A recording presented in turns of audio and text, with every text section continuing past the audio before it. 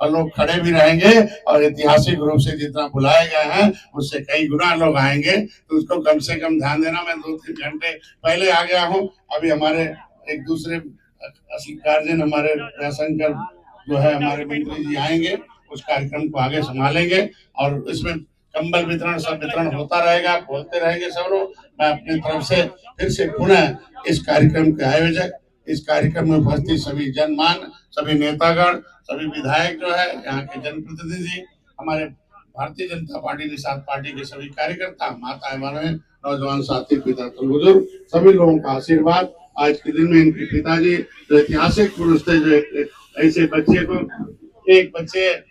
बच्चे को जन्म दिया है।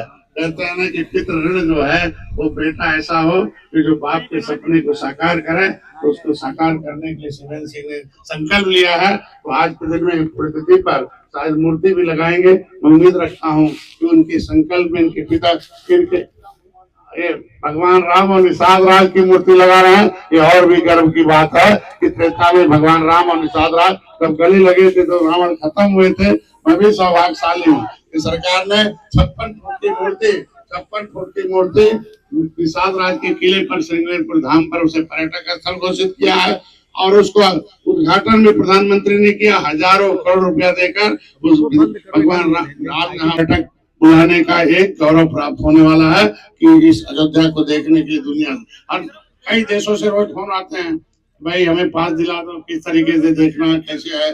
तो आज के दिन में हम लोग सौभाग्यशाली हैं कि इस ऐतिहासिक धरती पर आज के दिन में कंबल वितरण का, इस साइकिल वितरण का और उस कार्यक्रम में गरीबों के ये पढ़ने लिखने वाले जो मेधावी छात्र हैं उनको देख कर याद आता है कि बाबू कल्याण सिंह से पहले आप देखे होंगे कि यहाँ देश का जो ज्ञान था, बुद्धि था, विदेशी ताकतों के हाथ में 750 वर्ष मुगलों के हाथ में इस क्षेत्र का नाम ही फैजाबाद हो गया था।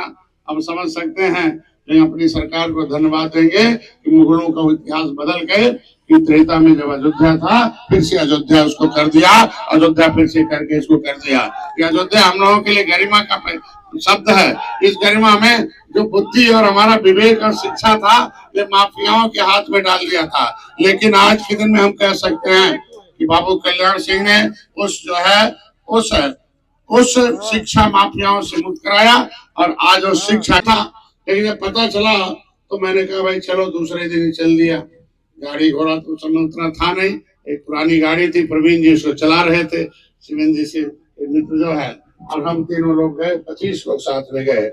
और उस समय जब देखा वहां ये पता चला कि ये स्वर्ग की भूमि है और यहीं से भगवान राम ने जो है कदम रखा था रावण को खत्म करने के लिए, निषाद राज की सेना। आज के दिन में उस भूमि को नमन करते हुए मैंने संकल्प लिया। ये हुआ कि भाई ये तो स्वर्ग की भूमि है, इसीलिए लोग यहाँ आते हैं।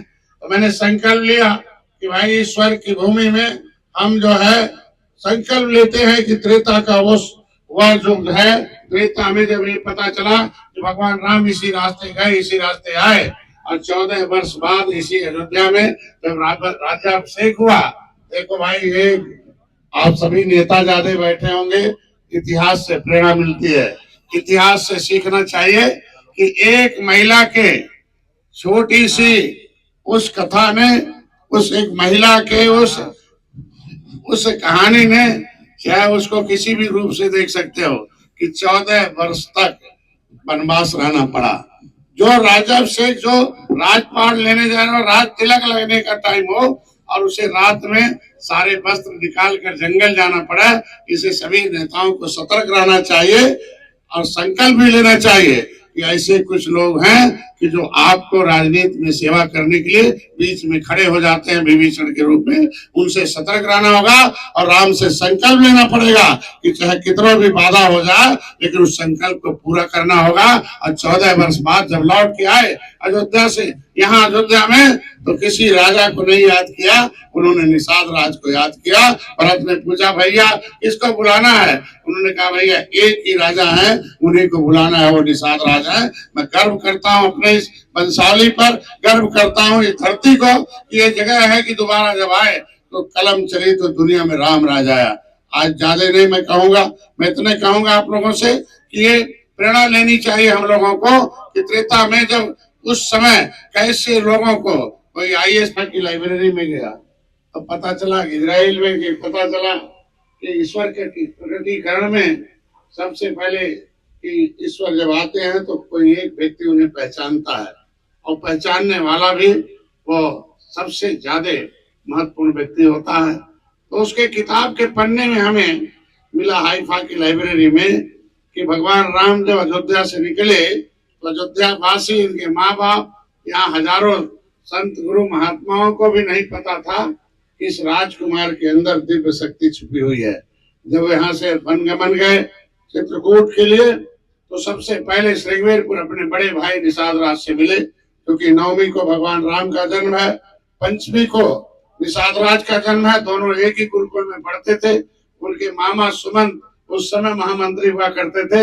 हम सौभाग्यशाली हैं कि त्रेता में कभी भगवान राम ने निषाद राज को गले लगाया था। इस युग में भारतीय जनता पार्टी और मोदी योगी ने डॉक्टर से भगवान राम को आज राम मंदिर बनाकर, जो विरोधी कहते थे कि भाई राम मंदिर तो बनाएंगे, ये कह रहे हैं लेकिन तारीख नहीं बताएंगे, लेकिन हम तो धन्यवाद देंगे भारतीय जनता पार्टी, आरएसएस और उनके सभी विंग के और जितने भी कार्य सेवक रहे हैं। मैं विनय कटियार जी को भी उस समय के क्रांतिकारी लीडर रहे, जो अभी मिलेंगे कभी, आज तो दुर्भाग्य भी देर में शायद आएंगे, मैं उनको भी उनको भी धन्यवाद देता हूँ।